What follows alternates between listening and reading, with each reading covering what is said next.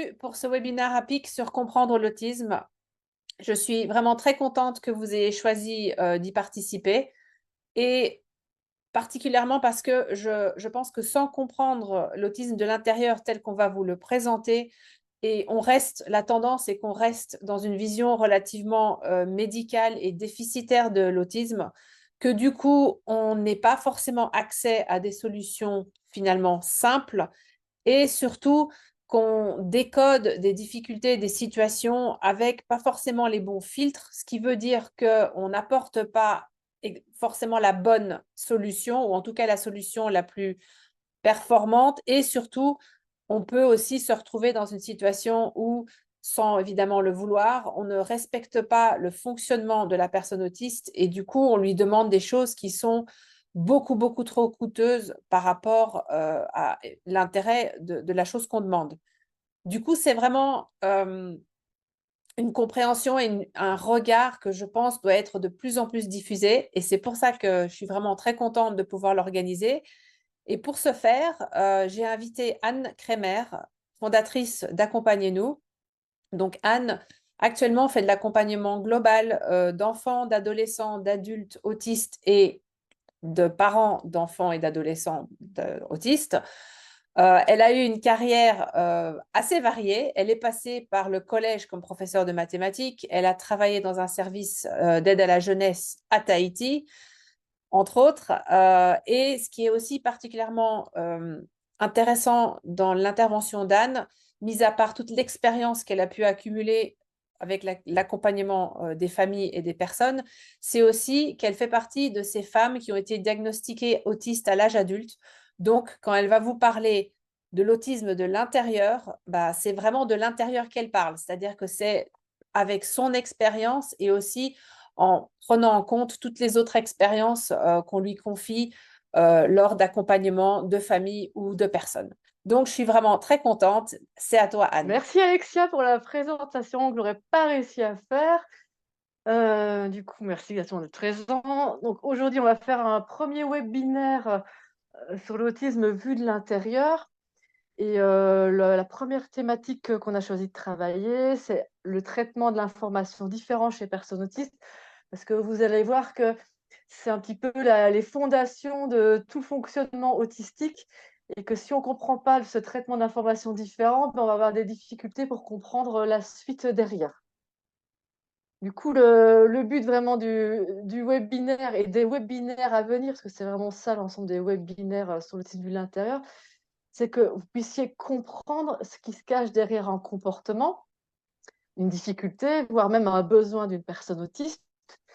Moi, ce que j'aime bien employer comme mot que j'utilise le plus dans mon accompagnement, c'est comprendre le mode d'emploi autistique, parce que ça, c'est tellement important de le comprendre et de pouvoir le spécifier pour la personne autiste concernée, puisque comme c'est un spectre et qu'on a tous des critères diagnostiques communs, mais avec des curseurs plus ou moins élevés pour chacun, mais du coup, c'est bien de prendre ce mode d'emploi autistique et de le spécifier à la personne concernée. Parce que vous vous rendez compte qu'une fois que vous avez le mode d'emploi de la personne autiste, eh bien, en fait, c'est sacrément logique et sacrément cohérent. Alors que souvent, on a l'impression que les personnes autistes ne sont pas cohérentes, pas logiques, ça fait même peur parce que c'est vraiment notre mode de fonctionnement. Mais une fois qu'on plonge dedans et qu'on a compris, c'est assez logique en fait.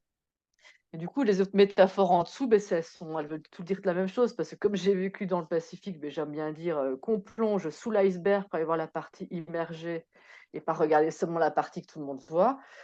Une phrase qu'un papa m'a dit, qui était une des plus jolies phrases qu'il ait pu lire de mon travail, qui me disait que j'étais sa clé de décryptage pour son fils, parce que ça lui permettait de comprendre les comportements de son fils de la bonne façon et pas de la façon dont il pensait, comme si c'était un peu traduire une langue différente. Et je sais qu'on peut aussi parler d'enquêter, pour enquêter derrière le comportement, pour comprendre les causes. Du coup, c'est quoi l'autisme? L'autisme, c'est défini par la diade autistique. Du coup, la diade autistique que vous voyez ici à l'écran, ça reprend les critères diagnostiques, les critères d'évaluation. C'est ça quand même qui est commun à toutes les personnes autistes, même si on peut être tous différents dans ce spectre, suivant où nos curseurs vont être plus ou moins forts. Ces critères diagnostiques, c'est quoi? C'est ce qu'on appelle en psycho des retentissements, c'est-à-dire c'est comment ce trouble qu'est l'autisme, ben, il impacte notre quotidien, il cause des difficultés, il cause des problèmes. C'est souvent ce qu'on appelle une vision déficitaire, parce qu'en fait, on compare par rapport à une certaine norme et puis on va nous mettre par rapport à une norme en dessous parce qu'on a des déficits, on a des difficultés. C'est là qu'on va mettre le handicap. Bon, au bout du compte, en fait, quand on lit la diade autistique, moi, ça me parle alors que je suis concernée, mais pas trop. La deuxième partie encore, elle me parle, elle est plus concrète, la première partie, moi, parce que finalement, je trouve que ça t'explique pas, ça décrit des symptômes et des difficultés, mais ça explique pas la cause, pourquoi on a toutes ces difficultés, pourquoi on vit tous ces symptômes. Et c'est peut-être ça la chose la plus importante à vous passer à vous, comme, compétence, comme savoir-faire, beh, c'est d'arriver à comprendre, la cause et de pouvoir décrypter les comportements. Du coup, beh, c'est quoi l'autisme, si la DIA, ce sont que des symptômes, c'est quoi la cause? Beh, la cause, c'est le fameux, trouble du neurodéveloppement, c'est-à-dire que c'est notre cerveau qui est câblé différemment, donc l'autisme, c'est un fonctionnement différent. On rappelle, c'est pas une maladie, on est autiste, on meurt autiste, ça va pas disparaître parce que c'est juste un fonctionnement différent, c'est que notre cerveau est câblé différemment. Du coup, la métaphore, qu'on va souvent retrouver pour parler de ça, je suis pas une grande spécialiste, de l'informatique, mais, c'est de dire, beh, vous voyez un téléphone, iPhone, Apple et vous voyez un téléphone d'une autre marque, Android, bah, c'est quand même 2 smartphones qui sont censés faire la même chose, hein, ce qu'on fait aujourd'hui avec. Je sais pas, appeler, écrire, aller sur internet, puis toutes les applications. Alors moi, je suis sous Android, mais si on me donne le téléphone, l'iPhone de mon compagnon, ben, pas du tout l'utiliser, hein, ça fonctionne pas du tout comme l'Android, c'est pas du tout la même ergonomie, la même façon de fonctionner, de penser ce téléphone. Du coup, beh, je suis avec ce téléphone et je suis juste, j'arrive pas à l'utiliser même que pour passer un coup de fil, parce qu'en fait, il faut qu'on me donne le mode d'emploi et vice versa, si je lui donne à lui, mon compagnon, mon téléphone Android, beh, il est en galère parce que ça fonctionne pas comme l'iPhone et du coup, il faut le mode d'emploi. Du coup, finalement, l'autisme, c'est ça, c'est un mode de fonctionnement différent, mais une fois qu'on reçoit le bon mode d'emploi et qu'on spécifie pour la personne, concernée, mais d'un coup, tout devient, plus facile et on comprend mieux et heu et tout devient plus logique et cohérent. Et quelque chose qu'on sait qu'on discutait avec Alexia, avant le webinaire, qui était important, mais c'est que comprendre, c'est la partie la plus importante. Comprendre, pouvoir décrypter, comprendre ce qui se passe. Ça donne pas toujours des solutions, parce qu'il y a des fois, on n'aura pas de solution ou ce qu'on va essayer ne va pas fonctionner. Mais en tout cas, comprendre, c'est déjà la première chose parce que ça permet 2 choses, ça permet d'enlever la stigmatisation des personnes autistes et de pouvoir de les pointer du doigt et cetera et ça enlève, dans l'entourage, que je pense aux parents, mais je pense la même chose pour mon compagnon et cetera. Ça enlève la culpabilité de penser que c'est de notre faute, qu'on fait mal. Ça enlèvera pas parfois le sentiment d'impuissance où on n'arrivera pas à trouver la bonne solution ou comment faire, qu'on va rater ce qu'on a essayé de mettre en place, mais au moins on comprend. Et en comprenant, ça permet de mettre un petit peu plus de distance et d'enlever cette étiquette de la culpabilité. Quelque chose de super important qui me tient moi particulièrement à cœur et je sais qu'il tient aussi à Alexia, puisque c'est pour ça qu'elle m'a aussi invitée dans APIC pour participer, avec les autres personnes. C'est que finalement, l'autisme, beh, on en parle toujours du point de vue de la DIAD. On n'a pas beaucoup accès aux témoignages des personnes, autistes, à leurs paroles. Alors quand je dis paroles, ça fait bizarre parce que des personnes autistes qui ne parlent pas, qui sont non-oralisantes, beh, elles peuvent, justement, parler de l'autisme et de ce qu'elles vivent. On le trouve beaucoup plus dans le pays anglo-saxon. En anglais, vous avez des liens, là, c'est en bas de la diapositive qui montrent des personnes non-oralisantes et qui parlent de l'autisme et qui témoignent de comment elles fonctionnent. Babouillec, qui est un peu plus connue dans le milieu, français parce que maintenant elle passe à la télé là, pour pas faire de pub, dans Papotin. Du coup, elle aussi, c'est une personne autiste non oralisante, mais quand on leur laisse l'espace aux personnes autistes oralisantes, non oralisantes, mais on a, une information différente, l'autisme vu de l'intérieur. Je pense que Brigitte Harrison, sa phrase, beh, résume, à peu près tout ce qu'on aura envie de dire. C'est que alors que les non-autistes, ils parlent de communication, de socialisation, d'intérêt restreint. de comportements stéréotypés, voire de problèmes de modulation sensorielle. C'est tout ce qu'on retrouve dans la DIAD. Mais les personnes autistes, elles, quand elles parlent d'autisme, elles évoquent plutôt des particularités de la perception et du fameux traitement de l'information et des émotions. Les non-autistes, eux, bah, ils décrivent l'autisme en fonction d'une fameuse, norme, qui est leur propre cerveau et puis ils vont, mettre cette norme et décrire des problèmes à partir de ce fonctionnement qui est très normatif. Alors que les autistes, bah, on va juste parler de ce mode de fonctionnement, différent. Il est juste différent. Alors je suis pas en train d'envoyer des paillettes et de dire que waouh, l'autisme, c'est un super pouvoir. Non, l'autisme, c'est aussi un sacré paquet de super boulets et de difficultés et de handicaps. Chacun sa façon de le vivre. Mais en tout cas, c'est un mode de fonctionnement différent et quand on comprend ce mode de fonctionnement différent grâce au beau mode d'emploi et au fonctionnement différent du traitement de l'information, d'un coup, les choses deviennent plus claires. Alors, l'autisme, c'est un traitement, si on part sur cette hypothèse-là, que l'autisme serait un traitement de l'information différente, bah, ce serait bien de rappeler c'est quoi un traitement de l'information, qu'on soit à peu près tous raccords sur ce qu'on veut dire dans traitement de l'information. Le traitement d'information, c'est un ensemble de processus complexes que le cerveau fait afin de pouvoir réagir, d'agir et de réagir face à des situations et face à des informations. Et il y a un processus. Le premier, ça va être déjà de percevoir les informations. Et les informations peuvent être extérieures à nous, mais elles peuvent être aussi intérieures à nous. Et elles sont certainement très importantes aussi, informations intérieures, sur notre état intérieur.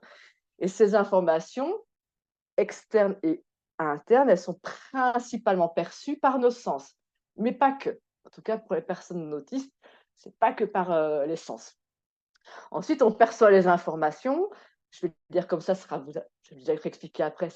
Déjà là, c'est souvent déjà un joyeux bordel.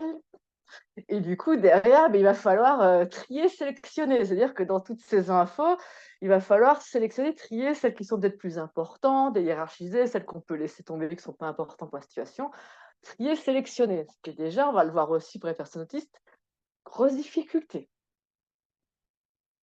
Une autre étape de ce processus, c'est les organiser toutes ces informations qu'on a perçues et déjà sélectionnées.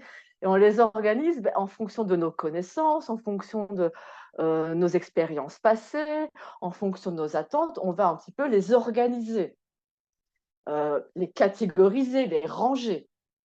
Et là, on va voir après aussi, sacrément difficile dans l'autisme. Derrière ça, une fois qu'on a un peu perçu, trié, sélectionné, organisé, ça nous permet d'interpréter tout ça, interpréter toutes ces informations de l'environnement. Il va aussi interpréter, hein, est-ce que toutes les informations sont données, pas données, est-ce qu'il y en a des implicites? C'est pas facile d'interpréter, parce que là, on est quand même dans quelque chose, par qui sont parfois un peu subjectifs.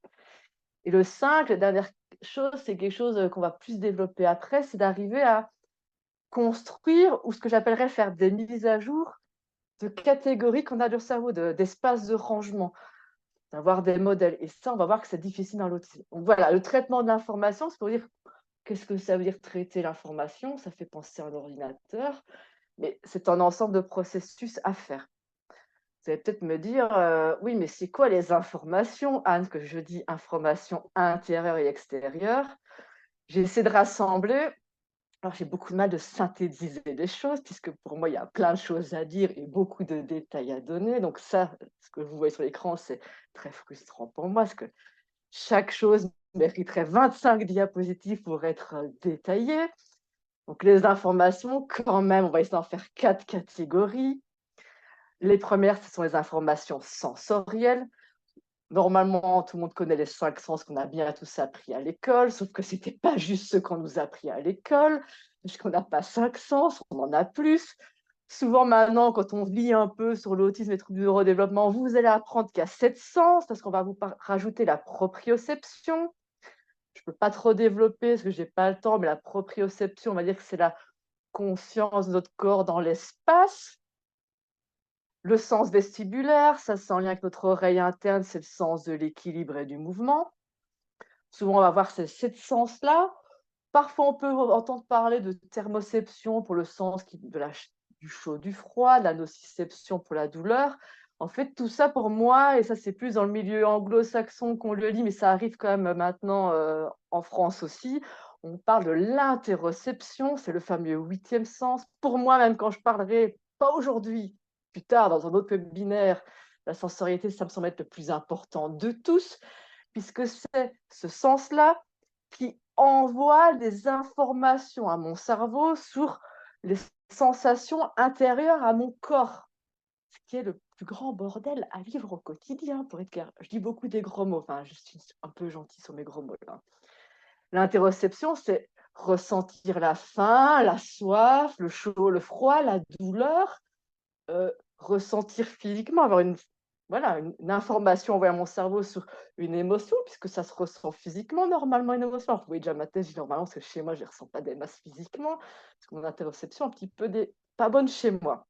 Donc ça, c'est toutes les informations sensorielles extérieures, mais vous voyez qu'il y en a qui sont intérieures, qui sont vraiment importantes. Pour moi, c'est même dans les fondations de la construction de tout ça. On va avoir des informations qui sont de l'ordre des émotions. Alors là, j'ai résumé en 2 phrases, alors qu'il y en aurait 1000 à mettre. En gros, j'ai résumé en disant mes émotions.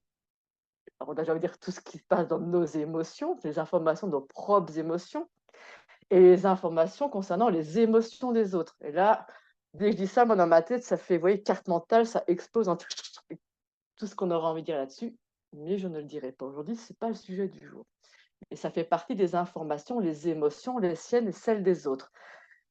Tout ce qui va être cognitif, en lien avec les fonctions cognitives. Et là, on va retrouver la mémoire, l'attention, quelque chose dont on parle beaucoup dans tous les troubles du neurodéveloppement et dans l'autisme, qui est d'ailleurs un sujet pas assez discuté et qu'on a retrouvé à Happy grâce à Jessica sur les fonctions exécutives, parce que ça, c'est sacrément important dans le quotidien, dans nos fonctions cognitives, essentielles.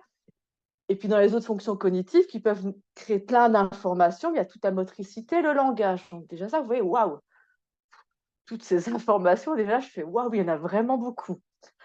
Et derrière ça, alors le gros paquet, les interactions sociales qui veulent les toucher aux autres, puisqu'on va avoir du sensoriel, des fonctions cognitives, des émotions, mais aussi les interactions sociales, le non-verbal des autres, le voir, le ton de la voix, le contexte, les fameuses habilités sociales, les attentes, dialoguer, pas monologuer, prendre la parole, quand, comment, quoi dire, les implicites. Et là, je redirais le même mot, c'est un petit peu un gros mot, mais moi j'appelle ça encore un sacré joyeux bordel d'informations à traiter. Et là, quand on voit tout ça, enfin moi quand je le dis, c'est très physique, je le sens dans mon ventre, je me dis, mais quel bazar d'informations dans tous les sens qu'il va falloir traiter, percevoir, sélectionner, trier, organiser, interpréter et après faire des mises à jour dans son cerveau pour catégoriser. Ça arrête de dire ça, moi je me sens déjà en train de faire, mais mon Dieu, quel bazar, pauvre cerveau, quoi. En plus, et ça vous l'avez reçu dans un des mails envoyés par Alexia, qui a mis un chiffre clair, c'est que le cerveau autiste, qui n'est pas construit comme le cerveau des non-autistes, qui est différent, eh bien, il perçoit beaucoup plus de stimuli. Et oui, le cerveau des personnes autistes perçoit plus d'informations que les personnes non autistes. Une des dernières études qu'Alexa vous a partagées parlait de 40%. Ça veut dire que les personnes autistes percevraient 40% d'informations, certains diront de détails, comme si ce n'était pas important. En plus, waouh, il va falloir percevoir et traiter tout ça avec tout le cheminement.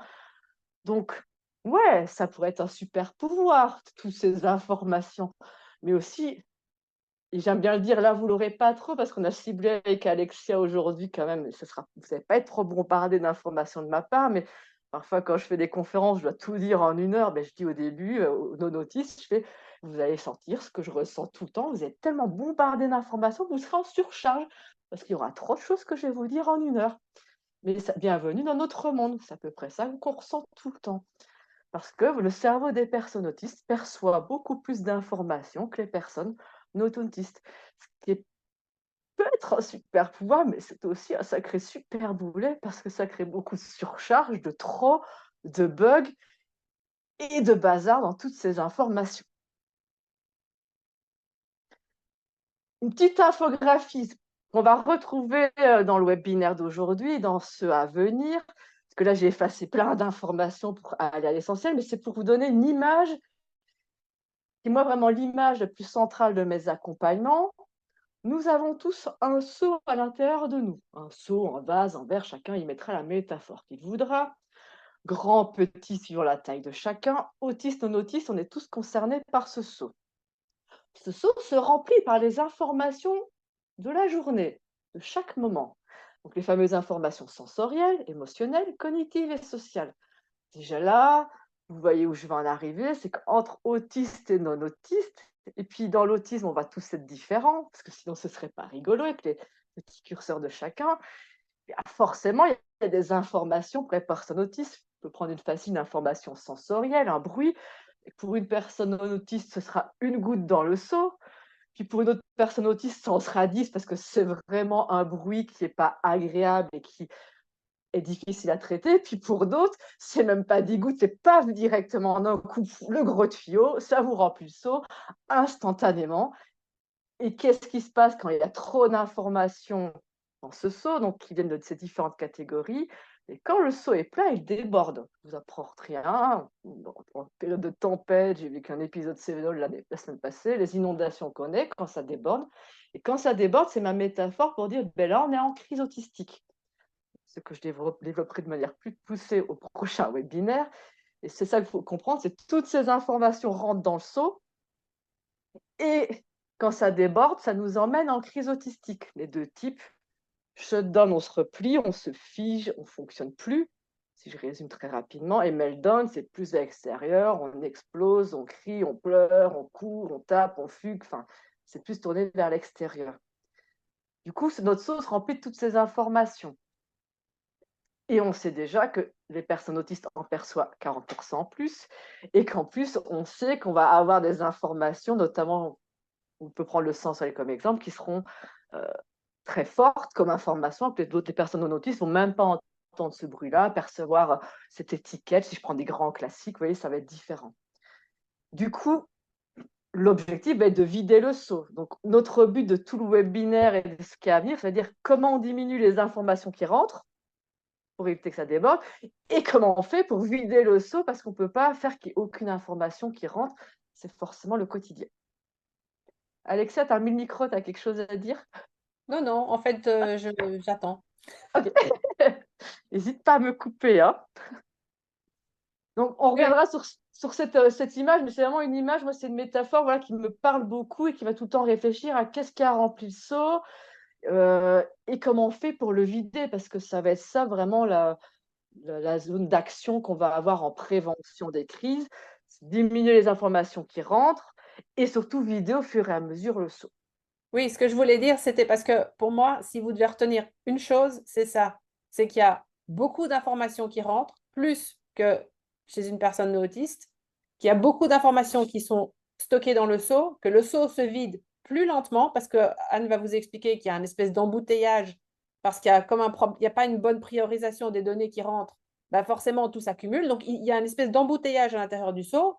Donc, même s'il ne se passe rien à l'entrée, il y a déjà l'embouteillage, donc n'importe quoi peut faire déborder. Et donc, la chose à retenir, c'est vraiment comment limiter le trafic rentrant et comment se débarrasser de l'embouteillage. C'est une autre façon d'expliquer, mais en gros, s'il y a ça à retenir, si vous comprenez déjà ça, c'est incroyablement utile parce que pratiquement toutes les situations de difficulté sont liées à ce problème, de façon plus ou moins accumulée, en fait.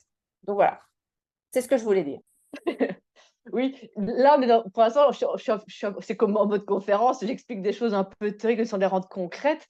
Et c'est vraiment ça, voilà, si on comprend le fonctionnement de l'information et si vous retenez ce saut et que vous l'avez tout le temps en tête, puis au fur et à mesure, on va donner de plus en plus d'informations sur un saut, ça va vous permettre de décrypter, de décoder pas mal de difficultés du quotidien, que ce soit dans les crises autistiques, mais même dans d'autres difficultés, parce qu'on va retrouver ça vraiment, la cause du comportement va être dans le traitement de l'information. Et puis du coup, on va essayer de chercher des solutions là-dedans et comment vider le seau, parce qu'on est quand même là aussi pour essayer de trouver des pistes pour le quotidien.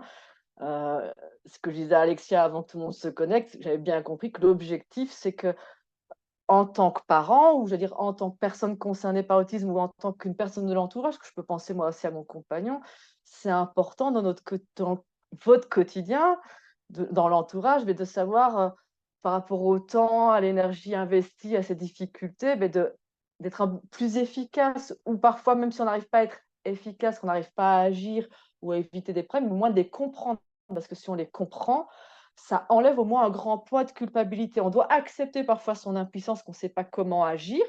On n'a pas le bon outil, la bonne solution, ça ne veut pas marcher, mais on comprend. Donc, comprendre, c'est déjà important pour au moins enlever la culpabilité et de se dire que c'est de notre faute, qu'on ne sait pas faire, quoi. Alors, on part, comme Alexa vient de le redire, traitement de l'information. Vous avez vu tout le bazar des 4 grands types d'informations. Et en plus, on en perçoit 40% en plus d'après une des dernières études. On en perçoit plus que les autres. Et en plus, un truc assez mal foutu, parce que ça ne va pas du tout avec ça. Si on perçoit plus d'informations, il faudrait alléger le traitement. Eh bien non. C'est encore une métaphore faite par Brigitte Harrison, là, du centre SACAN. C'est une jolie métaphore de dire que faut connaître les voitures, il faut avoir le permis pour la comprendre. Mais c'est que les personnes autistes, leur cerveau, c'est une boîte manuelle comme une voiture. Il faut passer toutes les vitesses une à une. C'est-à-dire que là, il faut rétrograder, là, il faut passer à la suivante, parce qu'en fait, on tourne, parce que là, ça monte, parce que ça descend, parce qu'il faut ralentir. Enfin, il faut passer toutes les informations une à une en boîte manuelle. Donc, toutes les informations, 40% plus, il va falloir les traiter une à une, les informations extérieures et intérieures à soi-même. Alors que chez les personnes non autistes, on parle d'une boîte automatique, comme une boîte de vitesse automatique, où finalement, dans ma voiture, j'accélère, je freine, mais pour le reste. Tu as fait la grimace, Alexia? Ah, t'as pas le son. T'as dit, on a entendu, tu as dit j'accélère, je freine. Tu t'es coupé, mais c'est bon. Ok, mais c'est parce que je sais pas si ça déconne ou pas Internet Non, des c'est bon. fois. J'arrête de faire des grimaces. Mais je te regarde, comme ça je sais, ça me permet de voir. Du coup, voilà, donc enfin, c'est vraiment ça, pour moi, la chose qui est très importante, c'est de se dire, ça c'est un truc qui est tellement fatigant au quotidien à vivre, c'est que toutes ces informations nombreuses et en plus perçues pas de la même façon que les notices, on va les traiter une par une en boîte manuelle. Toutes ces informations des 4 types, vous vous souvenez, sensorielles, émotionnelles, cognitives et sociales. Et elles ont toutes la même importance. Parce que le cerveau non Oui, autiste, c'est un système prédictif. C'est-à-dire qu'il y a des catégories qui sont faites. Vous savez, quand vous voyez une image, en général, si on voit une partie de l'image ou un morceau, on arrive à assez rapidement déduire, bon, c'est un arbre ou c'est un nounours ou c'est une maison. Mais le cerveau autiste, en tout cas, suivant les personnes, parce que je pense qu'il y a des personnes qui recalculent ça plus ou moins vite selon leur profil, il y en a qui vont voir chaque morceau de l'image ou chaque pixel, si on prend l'idée d'une image numérique, et elle ne pourra comprendre que ce que représente l'image qu'une fois qu'elle aura assemblé l'ensemble. Donc, vous imaginez bien que c'est beaucoup plus lent que le cerveau neurotypique qui, lui, fait des approximations. Alors, du coup, c'est beaucoup moins précis. C'est ce que d'ailleurs les autistes reprochent aux neurotypiques. Mais ça leur fait gagner du temps parce qu'ils travaillent par, OK, je pense que c'est un arbre. Et donc, si dans leur tête, ils se disent, OK, c'est un arbre, donc il faut que je vois un tronc, des feuilles et des branches. Donc, ils vont aller regarder, est-ce qu'il y a un tronc, des feuilles et des branches? Check, c'est un arbre. Et donc, tout ce qui est autour, à la limite, ils s'en fichent. Donc, vous imaginez bien que ça va beaucoup plus vite de faire comme ça que d'aller dire, alors là, il y a du vert, après, il y a du brun, après, il y a des machins bruns qui bougent, qui sont plus fins. Et donc, en fait, à chaque fois, ça doit être reconstruit du détail au général. Et donc, le cerveau, en anglais, on dit que c'est du bottom-up et du top-down. C'est-à-dire que la compréhension est par le détail chez une personne autiste. Elle doit reconstruire l'information et généraliser, mais ce qui met beaucoup de temps. Alors qu'une personne neurotypique, elle fait le contraire, elle part de gros concepts à la grosse louche, donc ça va beaucoup plus vite, c'est beaucoup moins précis, mais probablement ça suffit dans 90% du temps. Et quand elle veut aller dans le détail, ben, elle creuse. Et en fait, on voit bien pourquoi il y a des incompréhensions, c'est que dans les deux sens, les systèmes, ils sont utiles, mais ils n'ont pas les mêmes objectifs. Et Temple Grandin, qui est une adulte autiste qui est très connue, elle explique, elle a une pensée en image, ce qui n'est pas systématique chez les personnes autistes, hein, c'est un mythe. Il y a certaines personnes qui ont ça, et elle dit, mon cerveau, c'est Google Images. Donc, quand elle voit une situation, elle dit, c'est comme si elle voyait défiler différentes alors, elle est dans, je sais pas, on parle de l'arbre, elle voit toute une série d'arbres, et c'est seulement quand elle voit 5, 6, 7, enfin, j'invente, mais 10 images, que là, elle dit, ah, Il y en a 10 pareils, donc c'est un arbre. Donc, on voit bien pourquoi ça ralentit. Et il y a le même problème de non-automatisation pour tous les autres processus. La priorisation entre le bruit, les sensations, les idées, les machins. Il y a pas de manager, le lobe Mm. préfrontal, il n'est pas très efficace. Et donc, on retrouve ce qu'on retrouve dans le trouble de l'attention et on retrouve certaines particularités qu'on a dans les 10, parce que tous les 10, c'est un défaut d'automatisation. On est dyspraxique, on n'automatise pas le geste. On est dyslexique, on automatise mal la reconnaissance phonème, machin. Enfin, vous connaissez. Et donc, ça a l'air évident. Enfin, ça a l'air, oui, oui, bon, d'accord. Mais si vous vous imaginez ce que c'est de vous retrouver dans une situation où chaque fois que vous allez faire vos lacets, ou chaque fois que vous allez écouter une conversation, vous allez devoir réfléchir intensément. Alors, attends, qu'est-ce qu'elle dit, machin. Vous voyez tout de suite comment c'est épuisant. Voilà, j'arrête. Et du coup, c'est ça, c'est vraiment, je vais redire des choses que tu viens d'expliquer, c'est vraiment ça, c'est le côté, toutes les informations sont triées une par une, elles ont elles sont pas forcément sélectionnées au départ, pour dire: «Celle-là la plus importante, celle-là je peux la mettre en arrière-plan». J'aime bien un exemple qui est toujours assez facile à montrer de celui-là, c'est de dire, beh, il y a un son, un peu dérangeant, pour une personne autiste non autiste qui pourrait être dérangeant aussi pour la personne non autiste. Mais la personne non autiste, à un moment donné, ce son-là va être mis en arrière-plan et il va plus la déranger. Alors que la personne autiste, elle va continuer à l'entendre et il va venir là et elle va le traiter et du coup, c'est hyper, fatigant et épuisant et puis du coup, ça peut faire bugger tout le process. Et à côté de ça, on traite plus d'informations, on perçoit toutes ces informations une par une en boîte manuelle, tous ces détails, comme on dit souvent. Et en même temps, dans tous ces détails qu'on perçoit, mais il y en a qu'on ne perçoit pas quand même parce qu'on a un cerveau qui est très concret, on dit visuel concret, qui va percevoir les détails, mais qui ne va pas percevoir ceux qui sont implicites. Ça va vous parler à tous, qui ne vont pas percevoir ceux qui sont de l'ordre de qui sont abstraits. Et du coup, euh, en fait, on perçoit plein de détails et plus que la moyenne, mais il y a certains qui sont de l'ordre de l'implicite et de l'abstrait qui sont invisibles, mais cela, on va pas les percevoir. Donc forcément, ça va complètement modifier le traitement de l'information. Du coup, tout ça, beh, quand on l'explique, ça semble tellement logique aussi ce que je suis en train d'expliquer. Il y a pas de grande révélation là-dedans. On se dit: «Waouh, ouais, beh, c'est vrai que si c'est comme ça demande, vachement de temps et d'énergie pour traiter toutes ces informations plus nombreuses et une par une, sans qu'elles se fassent de manière automatique». Vous imaginez le temps et l'énergie et vous imaginez, beh, quand, on apprend, qu'on met en place des compétences, qu'on s'entraîne pour pouvoir, traiter mieux ces informations, beh, ça coûte quand même toujours autant d'énergie et de temps et on imagine bien, comme Alexia vient de l'expliquer, comment ça peut être difficile de faire de tous ces détails un tout, une image globale. Alors certaines personnes autistes auront plus facile, d'autres plus de difficultés. À nouveau, c'est toujours des curseurs suivant chacun. Une personne autiste peut avoir aujourd'hui être dans un état OK qui fera qu'elle arrivera à tisser le lien entre tous ces détails, alors que le lendemain, parce que justement elle est en surcharge, etc., elle n'y arrivera pas. Du coup, c'est vraiment difficile, surtout que tous ces détails, mais pour arriver à les traiter, à en faire un tout, mais il faut qu'ils soient cohérents, logiques, que ça fasse sens tout ça. Et que c'est là où souvent on va aussi bugger en se disant: «Mais il y a un de ces détails qui est pas cohérent, qui est pas logique ou qu'on m'a pas expliqué ou qui va être nouveau» et du coup ça fait bugger toute la machine, un peu à l'ancienne pour ceux qui ont bien connu les CD de musique, hein, où, la micro-griffe à un endroit va faire bugger tout le CD parce que ce petit détail-là fait que le processus tombe à l'eau, quoi. Hem, Ce que je voulais aussi expliquer quand on parle du temps, c'est aussi pour ça qu'on va parfois être confronté avec une personne autiste quand on va, interagir avec elle, poser une question, ou quand on est personne autiste et qu'on est dans des conversations et qu'il faut être, oui, dans la spontanéité, dans le présent et dans ce rythme du présent des informations. Mais en fait, parfois, on peut pas répondre parce qu'on sait pas, parce qu'on est encore en train de traiter comme si on courait après un train et on est en train de courir pour traiter les infos. Du coup, si on nous pose une question, on va répondre: «Je ne sais pas» et ça, j'ai envie de dire, ça, c'est encore vraiment la gentille version. Je ne sais pas, parce que c'est vachement sympa dire: «Je ne sais pas» sur un ton neutre et approprié.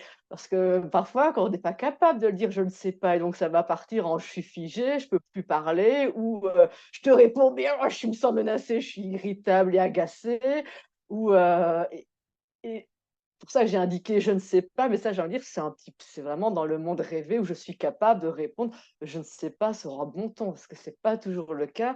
souvent, quand on est en train de traiter les infos qu'on a en retard et qu'on doit réagir tout de suite, ben, en fait, on va essayer d'apprendre à dire «je ne sais pas», ce qui sera déjà beaucoup, mais souvent, ça va plutôt réagir on va réagir par un comportement, on va être, en mode, stress, anxiété, menace, moi, je sais que chez moi, si je Est-ce que ça peut être de l'opposition aussi? Genre un refus de faire quelque beh, chose qui ne semble pas logique pour la personne la qui... la fameuse rigidité, moi, j'aurais envie de dire, quoi, on va souvent parler de la rigidité, mais qui veut dire plein de choses. Oui, enfin, là, je pourrais te parler de moi, comment je le vis, c'est, si je ne sais pas, des fois, j'arriverai à lire ce que j'apprends à dire «je ne sais pas», et des fois, suivant mon état du jour et suivant le niveau de mon seau, de comment il est déjà rempli, s'il est très bas, j'arriverai peut-être à dire «je ne sais pas» et en avoir conscience, et s'il est déjà très rempli, je vais pour ça, je fais comme ça, parce que c'est vraiment une sensation physique. C'est pas je décide d'être opposant, je décide de râler, je décide d'être en colère. C'est vraiment, une tension physique qui va et on va s'opposer, on va, dire non, et on dit non, par principe parce que c'est non, on ne sait pas, ou on va, parfois être même provoquant, répondre pas bien parce qu'en fait, c'est derrière tout ça, c'est un «je ne sais pas». Donc c'est ça le but, c'est que parfois derrière des comportements opposants, ou par certains diront: «Beh, il ne répond pas, il s'en fout», je pense à certains de mes suivis où qui seraient plus perçus comme passifs et qui ne répondent pas ou qui sont jamais capables de dire ce qu'ils veulent. En fait, c'est parce que tout ça va trop vite, ils ont pas traité l'info. Tu sais, c'est comme l'analogie, je ne sais pas si je t'en avais parlé, de la boîte de nuit, où je dis, imaginez que vous êtes dans une boîte de nuit, en Chine, hein, sinon c'est pas drôle. Il y a la musique à fond, on vous donne un problème de maths à résoudre, vous êtes assis sur un tabouret pas stable, et là, alors que vous êtes en train d'essayer de résoudre le problème que vous ne comprenez pas avec le bruit et le tabouret qui bouge, il y a quelqu'un qui fait coucou. Là, il est clair que la personne, au mieux, vous allez l'ignorer, au pire, vous allez l'envoyer bouler. Et je trouve que ça résume bien la situation où en fait, il y a toujours cette tension où la dernière chose peut Mmh. faire déborder, en fait. Et je pense que c'est ça qui est très difficile à comprendre pour beaucoup de personnes qui côtoient des personnes autistes, c'est qu'ils ne comprennent pas la logique. Ils se disent, mais pourquoi? Et en fait, c'est cette accumulation-là qui fait qu'il y a ce déclenchement. Et c'est pratiquement jamais quelque chose de délibéré. C'est juste, je suis en train de faire mon problème de maths, le siège il bouge, il y a du bruit, j'essaie de me concentrer, c'est difficile. Et là, tu viens de me demander comment ça va, à ton avis. Et je pense que si on comprend ça, déjà, on relativise beaucoup les situations difficiles où il y a justement la personne qu'on accompagne qui réagit de cette façon. Parce qu'on se dit, ah oui, bah, forcément, moi, ça m'énerverait aussi. Mmh. J'aime bien ta métaphore, puis moi, elle me fait penser quand tu donnes tous ces éléments dans la boîte de nuit, tu rajoutes tout ça. Pour moi, c'est un peu le niveau du seau. Parce que plus le niveau du seau est déjà rempli, est déjà un peu chargé, beh, plus on va avoir, moins de capacité à recevoir, et donc du coup, il y a des jours, ben, par exemple, je sais pas, une demande, par exemple de dire: «Qu'est-ce que tu veux manger ce soir?» Ben, il y a peut-être qu'un jour on peut y répondre, alors que c'est une question qui est pas toujours facile, hein, pour une question ouverte et qui veut être dans la bienveillance, c'est une question extrêmement difficile. Alors que le lendemain, la même question, parce que mon seau est déjà rempli, ça va juste être de répondre en étant, agacé, irrité, en étant énervé, ou en partant, ou en se mettant à pleurer parce que rien que cette question-là, ça y est, c'est trop, je sais pas, c'est la fin du monde. Et finalement, c'est pour ça que c'est important d'avoir cette image du seau et toutes les informations qui l'ont rempli, parce que c'est ça aussi qui va rendre parfois, qui sont souvent parfois pas cohérents, parfois pour l'entourage, je dis: «Oui, mais ça passe des fois et des fois ça passe pas». Ou des fois ce son-là ou cette odeur-là est pas dérangeante et des fois si, ou des fois je lui demande ce qu'il veut manger, il sait me le dire et le lendemain il peut pas. Et ça va souvent dépendre aussi du niveau du seau, donc du niveau de l'ensemble des informations qui remplissent, et si on n'a pas pu le vider. Alors là, il y a beaucoup de mots. Moi, c'est les images qui me parlent le plus sur cette, dia-là, et c'est exactement ce qu'elle a déjà un petit peu expliqué Alexia avant. L'image du bas, pour moi, c'est les autistes, l'image du haut, c'est les non-autistes. Mais c'est que les personnes non-autistes, alors moi, je parle de manière un peu théorique, parce que je ne l'ai pas des masses, ce truc-là, mais elles ont, voilà, c'est bien, il y a des compartiments, tout est bien rangé, et puis du coup, on peut classer les dossiers dedans, même si c'est pas vraiment le même. Ah, il y a un petit détail qui est différent, mais non, ça fait partie du dossier arbre, ça fait partie du dossier sourire, ça fait d'autres parties du dossier, je sais pas comment réagir à ça. Et du coup, il y a toutes ces catégorisations qui sont faites. Et c'est ça qui permet aussi, comme Alexia le disait tout à l'heure, mais parfois, on n'a pas, les non-autistes n'ont pas toutes les informations, mais ils arrivent quand même à tirer l'image ou à comprendre la situation parce qu'ils vont faire référence à ces catégories bien rangées. Alors que les personnes autistes, ben, elles ont du mal. Vous voyez, tout ce tas de bordel de feuilles, etc., elles vont avoir du mal de les remettre ensemble pour faire des catégories, les mettre dans des pochettes. Mais parce que non, ça peut pas aller ensemble. Parce que là, alors, je prenais l'exemple d'un fruit, mais là, le sourire là, il était comme ça. L'autre, il avait une dent comme ça. L'autre, il avait un truc là. L'autre, il y a une petite ride qui se fait là. L'autre, il a pas ça. Donc, on peut pas faire un dossier sourire parce qu'ils sont tous différents, ces sourires en réalité. Du coup, on va avoir du mal de classer, de catégoriser. Et du coup, après, je sens qu'on va traiter nos infos, nombreuses, une par une, comme on disait avant.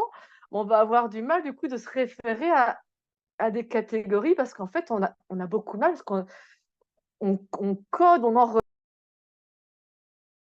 Ah, on t'a perdu. On t'entend plus. Pardon, je ne sais pas ce qui s'est passé, ça a coupé le son. T'étais à on code quelque chose. Oui, je ne sais plus. Bon, en tout cas, je me répète souvent quand je parle parce que je boucle un peu sur les sujets là. Du coup, c'est Mais vraiment... ça explique aussi pourquoi il y a les routines finalement, parce que les routines, c'est une espèce de catégorisation, pas forcée, mais organisée, qui permet de ranger un peu le bordel de ta photo. C'est ça, exactement. Et du coup, c'est vraiment... Moi, j'aime bien... C'est l'image du bas, moi, qui me parle le plus, c'est de se dire, mais comment dans ce bordel d'informations, bazar, si on n'arrive pas à bien les catégoriser, à les ranger ensemble, parce que non, on va dire qu'on est rigide, mais pour nous, c'est différent, il y a des détails différents. Et du coup, c'est comment on va essayer quand même de structurer tout ça. En parlant de structuration, c'est comment on va structurer toutes ces informations. Et ça va venir après, notamment les routines, elles vont avoir comme fonction justement de structurer, d'amener de l'organisation extérieure à ce bombardement en bazar de toutes les informations. Oui, mais la rigidité, c'est une solution indispensable. Enfin, je veux dire, si tu n'as pas la rigidité, je ne vois pas comment tu peux survivre. Les routines sont Tout est au indispensables. même niveau et que Ouais. tout a la même valeur, c'est comme si tu rangeais jamais chez toi, en fait. Et oui, c'est pour ça que on a besoin de beaucoup de routines, on a besoin de beaucoup de prévisibilité, on a besoin de beaucoup que l'extérieur de notre vie soit automatisé, puisque notre monde intérieur, notre cerveau n'y est pas automatisé. Donc c'est pour ça qu'on a besoin d'automatisation dans notre environnement. On va appeler parfois dans certaines approches, on va parler de structuration, quoi. Alors là, je reviens, je répète un petit peu avec des images. Vous les voyez enfin, vous les voyez, j'aimerais bien que vous les sentiez physiquement, toutes ces informations qui vous sont bombardées sans cesse, parce que même si vous pensez que c'est calme, qu'il n'y a pas trop d'infos, mais si c'est une info, ou par exemple des questions aussi simples, qu'est-ce que tu veux manger ce soir? Mais mon Dieu, quelle question extrêmement compliquée à répondre. Quel est le nombre d'informations à traiter par rapport à cette question? Tout ça, c'est fatigant, c'est Oui, parce que épuisant. c'est pas assez précis. C'est une question ouverte, donc il y a une réponse, une liste presque infinie. En plus, c'est qu'est-ce que Ouais. tu veux manger? Ça veut dire quoi? Un plat, un dessert, une entrée, trois plats, du chaud, Oui, du froid. En fait, c'est multicatégorie, multi-contenu, mais comme il y a pas de, comme les catégories ne sont pas mangées, mais elles doivent être au niveau plus bas, il va falloir aller à la pêche. Et c'est pour ça que c'est oui, compliqué. puis il y a des moi me concernant, il y a des paramètres. Par exemple, me demander le matin, mon compagnon, c'est ça qui vit. C'est pas souvent, il aimerait bien cuisiner pour m'aider et il va me dire, mais qu'est-ce que tu voudrais que je cuisine ce soir? Par exemple, là ce soir, je suis en conférence avec vous, donc c'est pas moi qui vais cuisiner. Mais du coup, j'ai préparé ce qu'il va faire parce que on ne sait jamais ce qui va me donner envie de manger ou pas non plus. Du Oui, coup, la question du matin, déjà, c'est waouh, là, je peux perdre toutes les informations. Qu'est-ce que je peux manger? Qu'est-ce qu'il peut faire? Qu'est-ce qu'il y a dans le frigo? Machin, machin, machin. Et en même temps, il va m'en manquer des infos parce que je ne saurais pas le soir, après une journée, au vu de l'état de mon seau, qu'est-ce que je pourrais manger? Parce qu'il y a des choses que je peux manger tout le temps, qui sont un peu des doudous sensoriels. Et il y a des choses que je peux manger parce qu'elles sont bonnes pour ma santé, que sensoriellement ça passe, mais qui seront peut-être un peu plus difficiles. Et que du coup, je peux pas manger un jour où je suis déjà prête à déborder, quoi. oui, c'est pour ça du coup qu'on a le côté, ce qu'ils appellent le trouble de l'oralité, où en gros, c'est euh, manger moins de variété ou bloquer sur certaines choses pour la couleur, le goût, la texture. Oui, dès qu'une info change, c'est plus la même chose, forcément. C'est pour ça, on va automatiser. Voilà, moi, j'ai des plats routiniers, mais il faut qu'ils soient faits de cette façon-là, parce que si on change un ingrédient, si on change une marque, mais c'est plus comme d'habitude, du coup, ça ne passe plus. Et tout ça, vous voyez, moi, ce que j'aimerais bien que les personnes non autistes aussi perçoivent dans tout ça, c'est que c'est hyper violent, en fait, de vivre dans un monde comme ça. C'est assez maltraitant. Alors, les mots peuvent être, enfin, on peut faire un peu peur, on se dit, elle exagère, mais enfin, j'exagère pas. Et moi, j'arrive à parler, j'arrive à le dire. Et, alors, et c'est encore bien plus violent quand on le subit totalement et qu'on n'en a pas bien conscience et qu'on ne sait pas ce qu'on vit. Parce que moi, je suis déjà un produit assez abouti dans l'autisme où j'ai tellement travaillé sur moi que j'arrive à assez bien identifier. Mais imaginez quand on- déjà, quand les personnes non autistes, les parents ne comprennent pas le mode d'emploi de leur enfant autiste, vous voyez ce que ça fait. Et quand soi-même, on est autiste et que tout ça, on fait que le subir, sans savoir pourquoi le comprendre, mais tout ça, c'est que violent, c'est angoissant plus, et on se sent maltraité par tout ça, pas par les personnes, mais on se sent maltraité par toutes ces informations qui nous bombardent. Ça fait sauter le cerveau, ça fait comme un ordinateur surchauffé, ça fait bugger. Et c'est ça aussi qui va amener aux crises autistiques, qui sont moments très désagréables à vivre en tant que personne autiste, hein, et très désagréables pour l'entourage, et qui sont des moments où quand le seau déborde, ben, ça fait comme un reset, quoi.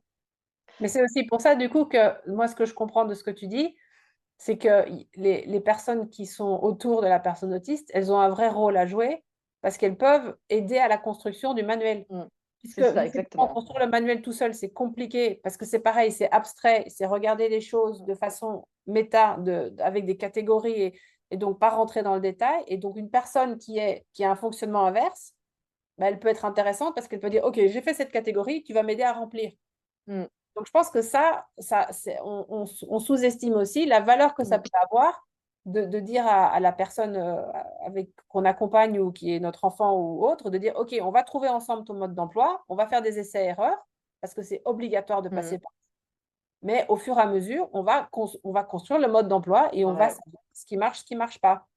Oui, En puis sachant finalement, que ce que du tu as coup, dit, c'est erreur. Et ça, il faut pouvoir l'accepter, qu'on essaye et qu'on oui, ça sera jamais 100% de réussite. Parfois, ça marche pas.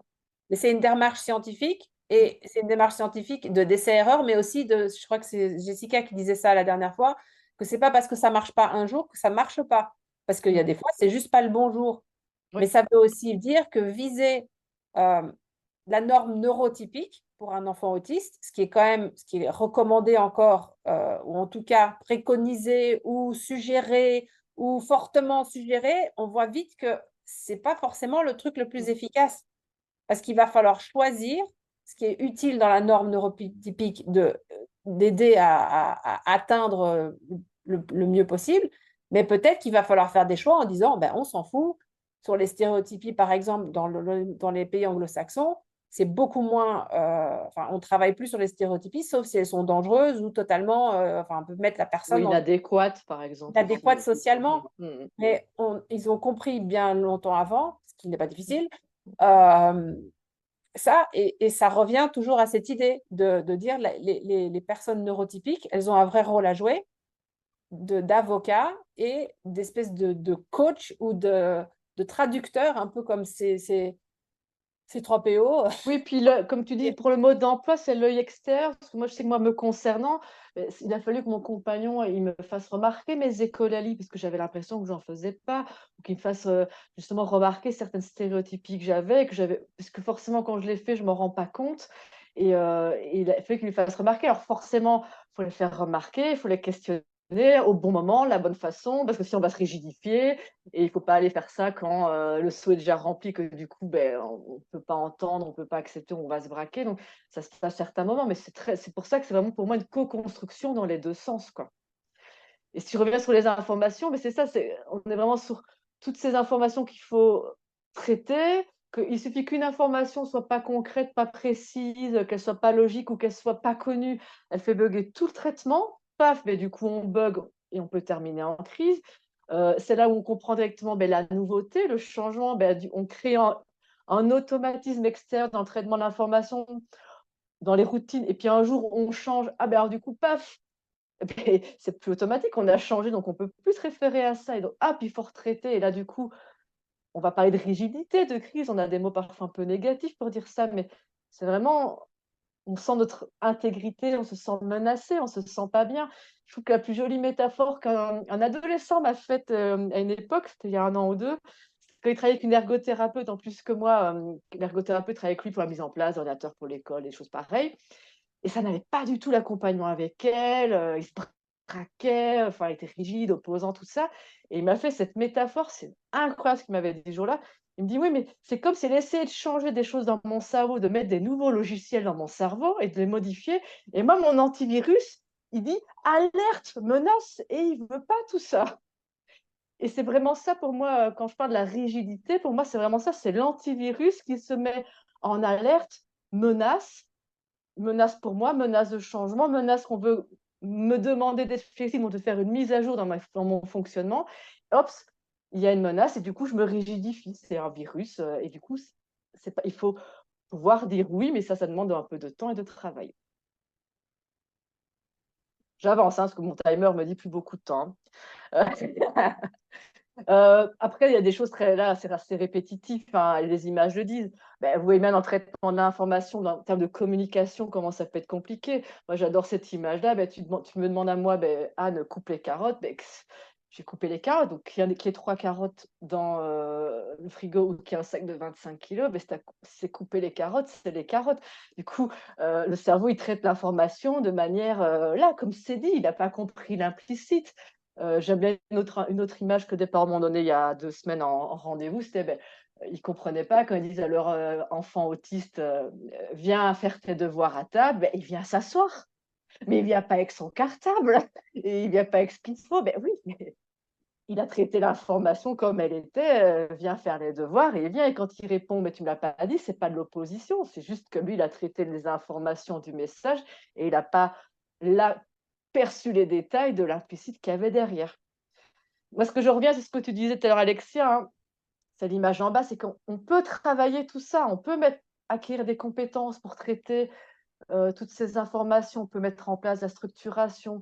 Moi, c'est ce que j'appelle des logiciels. Pour ça que j'ai mis cette image-là, j'ai plein de logiciels pour toute situation. Je dois parler là, c'est tel logiciel, je dois faire ça, c'est tel logiciel, je dois faire ça, c'est tel logiciel. C'est tout le produit abouti que j'ai et qui me permet de bien me camoufler, de mon diagnostic à l'âge adulte. Mais quel que soit, ça, du coup, qu'on ait l'impression que je traite bien les informations, en fait, ce qu'on ne se rend pas compte, c'est que je dois chaque fois aller chercher le bon logiciel pour traiter l'info de manière consciente et tout le temps, et que ça, c'est extrêmement fatigant, épuisant, qu'on ne peut pas fonctionner comme ça tout le temps, toute une journée, tous les jours, parce que enfin, je vais dire un mot dur, ça nous tue, c'est pas possible, c'est trop, et c'est ça qui amène aux crises. Et du coup, moi, la chance que j'ai maintenant aujourd'hui, parce que c'est le contraire, c'est que j'ai tous ces logiciels, pas encore tous, mais beaucoup, et qu'en plus j'ai travaillé d'être en conscience, de faire le choix d'utiliser. Parce qu'il y a des fois, je fais le choix de ne pas l'utiliser pour me respecter moi aussi, parce que sinon on tombe dans le contraire, dans le camouflage, ou comme tu disais tout à l'heure, Alexia, avec certaines approches, on va essayer de rendre neurotypique. Mais du coup, ça va pas aller, parce que ça va.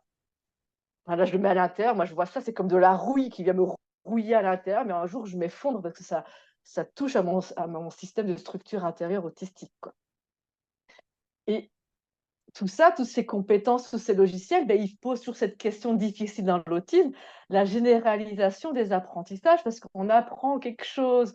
Par exemple, on prend une habilité sociale, on l'apprend dans un contexte, et on nous demande de la refaire dans un autre contexte, que pour un non-autiste, c'est le même. Et en fait, non, les détails ont changé, c'est pas le même. Du coup, je suis plus capable de mettre en œuvre cette compétence, parce qu'en fait, des détails ont changé, et du coup, je ne sais pas, je dois utiliser cette compétence-là, et c'est pour ça qu'on a souvent du mal, ce qu'on appelle à généraliser des apprentissages. Oui, et c'est pour ça que parce que les habiletés sociales, c'est quelque chose qui obsède un peu, on va dire, les parents, ils reçoivent un diagnostic, on leur parle tout de suite de ça. J'espère que là, vous voyez, comprenez déjà que c'est peut-être pas la priorité numéro un de comprendre, parce que les habiletés sociales, c'est un peu comme entraîner une intelligence artificielle. Une intelligence artificielle, si on met rien, on donne aucune donnée à l'intelligence artificielle, elle ne sait pas se comporter. Les habiletés sociales, c'est la même chose. Si on ne donne pas des situations, ben, on ne peut pas, dans une nouvelle situation, il faut en avoir vu des centaines et des milliers pour pouvoir déduire ce qu'il faut faire dans la situation. Et donc, ça veut dire qu'avec les enfants et les ados, il faut passer des années à renseigner l'intelligence artificielle, mais si on le fait de façon à ce que ce soit facilement compatible avec la logique de la personne, bah, c'est ce que dit Anne, elle va comprendre beaucoup plus vite si on lui présente d'une façon qui ne bug pas tout de suite, que si on lui dit c'est comme ça qu'il faut faire dans cet ordre-là, parce qu'on a décidé que, en fait, c'est cette histoire de co-construction. Il y a des normes neurotypiques qu'il faut apprendre, parce qu'il faut être réaliste. Quand on est une minorité, il faut s'adapter. Mais il y a cette idée, un peu comme quand vous êtes touriste en Chine, il y a une tolérance. Et en fait, c'est aussi ça qu'il faut développer en se disant, bon, bah, le Chinois, quand il vient à Paris, il parle un peu n'importe comment. C'est pas grave, on se comprend, je fais un effort, je parle lentement. Et donc, c'est des deux côtés qu'il faut faire l'effort. Et je pense que là, c'est assez clair que l'effort chez les personnes autistes est quand même assez massif. Donc, peut-être que les neurotypiques peuvent faire un petit peu plus d'efforts. Mais bon. Merci Alexia. C'est ce qu'on appelle le moteur là-dessus, c'est la double empathie. C'est que souvent les efforts des personnes autistes, ils sont assez invisibles parce qu'ils ne se remarquent pas beaucoup à l'extérieur. Comme cette violence vécue dans notre quotidien, elle n'est pas très visible par tous ces bombardements d'informations, de sensorialité, tout ça. Et que, du coup, moi, j'aime beaucoup le co-construire, faire chacun un bout du chemin. Et puis comme ça, c'est pas qu'à la personne autiste à rentrer dans le monde des non-autistes, on fait un des deux, et puis finalement, on se rend compte, quand je fais des conférences plus longues, de dire, tiens, il y a plein de choses. Si tout le monde fonctionnait comme les personnes autistes, finalement, le monde s'en porterait peut-être mieux parce que la communication serait plus claire, il n'y aurait pas d'implicite, les choses seraient dites, on ne mettrait pas des interprétations dans une phrase, ce qu'il y a sur l'écran là, une personne autiste, par exemple, typique, lève la main en classe pour dire il y a une erreur, une faute d'orthographe au tableau, elle veut juste dire il y a une faute d'orthographe au tableau, elle n'y met pas d'intention, elle n'y met pas autre chose que ces mots-là, sauf que la personne autiste va le prendre en y mettant plein d'implicites dedans, et donc du coup va mal le prendre, quoi. Et c'est là où c'est intéressant de co-construire. J'avance un petit peu, hein. Quelque chose sur lequel j'ai pas beaucoup de théorie dessus, mais quelque chose que je retrouve beaucoup dans mes accompagnements, c'est ce que j'ai mis avec le cerveau là, quand on va dormir. Quelque chose que je retrouve beaucoup dans mes accompagnements, j'ai pas beaucoup de lecture théorique là-dessus, moi je le vis aussi beaucoup, c'est quand notre cerveau il est très rempli, c'est-à-dire qu'on est déjà en surcharge, du coup on est épuisé de toutes ces informations, du coup tu as envie de dire mais faut dormir, faut se reposer. Alors, outre les troubles du sommeil qu'on peut avoir, mais c'est que souvent le soir, la nuit, mais ça va être le moment où il y a un moment de calme et d'hypostimulation et où ça y est, le cerveau se met à trier toutes ces informations et à les traiter. Alors d'un côté, on est épuisé, fatigué, on aurait besoin de dormir. Je ne parle même pas de troubles du sommeil, mais on est incapable parce que le cerveau est encore en train de traiter les informations. Je sais que j'ai même des personnes adultes qui parlent en images de ça, dès qu'elles se voient dans une bibliothèque en train de ranger toutes leurs informations. Et du coup, tu es fatigué, il faudrait que tu dormes pour pouvoir te remettre de ta journée, remplir tes batteries pour la journée demain parce que c'est des grosses journées. Mais en fait, tu es en train de traiter les informations et c'est ça qui amène aussi à l'épuisement. Mais ça veut dire peut-être que tu peux rechercher un état similaire à quand on va se coucher, mais plutôt dans la journée, en fait. Et ça va être les moments quand on va aborder les solutions après, ça va être tous les moments d'hypostimulation qu'on va essayer de mettre de manière bien dosée à certains moments pour pouvoir donner ces moments, ces fenêtres pour traiter les informations ou avoir aussi un peu des fenêtres de répit et pas que ce soit que le soir parce que sinon enfin, c'est un cercle vicieux, on alimente après aussi les problèmes de sommeil, quoi. Je vais aller vite sur ça, mais vous voyez, on est parti de la diade autistique au départ, hein, critères d'évaluation qui sont plutôt des symptômes, où on n'a pas tellement derrière la cause. Et quand on voit la première partie de la diade qui est vraiment que des mots de déficit, là d'un coup, si on voit une interaction sociale, et là à côté, on n'a mis que quelques questions, on n'a pas tout mis, hein, on pourrait mettre 25 diapositives avec des questions, et qu'une interaction sociale, c'est vraiment un processus super complexe d'information. Il y a tellement d'informations à traiter dans une interaction sociale, et que forcément, au vu de comment les personnes autistes traitent les informations, on se rappelle tout ce qu'on vient de dire, et que forcément, c'est compliqué et qu'on ne fonctionne pas comme les autres. Et donc, finalement, de parler de déficit n'explique pas assez la cause, mais quand on comprend que c'est en lien avec le traitement des informations, on comprend mieux pourquoi on a des difficultés des interactions sociales. Pourquoi les Et personnes ne vous regardent pas? Parce qu'au moins, ça coupe un canal pour se concentrer en général sur le contenu et oui, peut-être l'intériorité. exactement. Et la deuxième partie de la diade où on liste des choses qui sont perçues comme négatives, comme, les stéréotypies, notre intolérance au changement, nos intérêts restreints, la sensorialité. Heu, mais finalement, ça, oui, c'est à cause encore de notre traitement de l'information. C'est quand même comme ça qu'on fonctionne, c'est le fonctionnement interne de la structure de pensée autistique. Et moi, j'irais plus loin, c'est que c'est un besoin. C'est que finalement, les stéréotypies, les routines, tout ça, mais c'est un besoin pour justement traiter les informations et pour fonctionner, que sans ça, on va encore être plus handicapé pour traiter les informations. Les Et ça, stéréotypies, c'est Anne, c'est les mouvements, c'est tous les mouvements qui sont répétitifs. oui, Donc, c'est tout. il y a les trucs typiques, le flapping, mais il y a énormément d'autres mouvements. Il y a tout ce qu'on peut voir chez les Bref, neurotypiques, mais pas aussi intense, se ronger les ongles, tripoter, oui, c'est ça. Enfin, moi, j'en ai un très discret. déambuler. Je peux faire ça. Là, on voit pas trop, mais j'ai des fidgets pour qu'on voit pas trop, pour un peu m'occuper, pour arriver à parler, tout ça. Ça va être certains, c'est très invisible parce que ça va être, à l'intérieur de la bouche, de se manger la bouche. Enfin, il y a moi, je vous renvoie à des lectures là-dessus. Il y en a sur ma page Facebook, tout ce qu'on peut imaginer, parce qu'on ne les imagine pas parfois, toutes les stéréotypies, ce qu'on appelle Il y en a aussi beaucoup. autostimulation. Après, les mots ne me conviennent pas, ni stéréotypie, ni autostimulation, parce qu'autostimulation, ça, dans un sens, ça ferait passer un message, je trouve, un peu implicite. Là, c'est moi qui me sens l'implicite dedans, dire, en fait, je serais pas assez stimulée, il faudrait que je me stimule plus. Ah, ça va, non, j'en ai déjà assez de stimulation, mais c'est plutôt, moi, j'aime bien le mot répétition, parce que ça va montrer dans les routines, dans nos mouvements répétitifs, dans tout ce qu'on fait de manière répétitive, et c'est vraiment un besoin essentiel pour notre fonctionnement, traiter l'info. Et les Parce que intérêts spécifiques, c'est aussi pour ça, c'est parce que c'est quoi? C'est prévisible. Mais parce que, du coup, là, c'est là où, enfin, c'est les 2 dernières diapos que je voudrais présenter, c'est sur qu'est-ce qu'on peut faire pour éviter les surcharges du son. On revient sur le saut. Le saut, comment on fait pour limiter les infos, pour qu'il y ait pas trop d'infos au départ, et comment on fait pour vider? Mais comment on fait pour vider? Les intérêts spécifiques, ça vide, c'est des moments où on se retrouve justement focus sur un truc qu'on maîtrise et qu'on connaît bien, et ça va apaiser, ça va détendre, ça va limiter toutes les autres infos, on va se reconcentrer dessus, ça va donner un peu de répit, comme toutes les Les intérêts stéréotypes. spécifiques, juste pour préciser peut-être, c'est que c'est ce qu'on appelle dans le diagnostic les intérêts restreints. Ah, Mais on a fait le choix, oui. comme les anglo-saxons, de parler des intérêts spécifiques parce qu'ils sont peut-être restreints, parce il peut en avoir beaucoup, mais ils sont très focalisés, mais il y a quand même une densité, une expertise qui est développée, et ça sur l'ensemble du spectre. Mmh. C'est pas juste le spectre, les profils type Asperger. On sait que ça peut être vraiment quelque chose de très, d'une grande expertise.